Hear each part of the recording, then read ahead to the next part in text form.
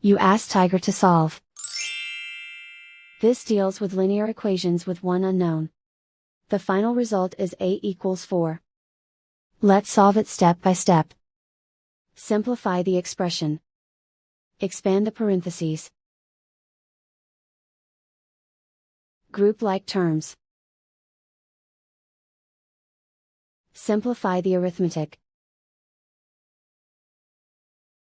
Group all constants on the right side of the equation. Subtract 8 from both sides.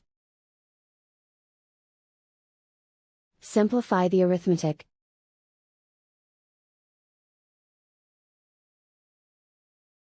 Isolate the a. Divide both sides by -2.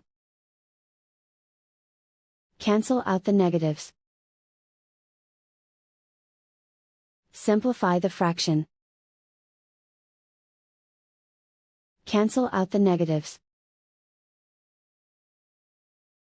Find the greatest common factor of the numerator and denominator.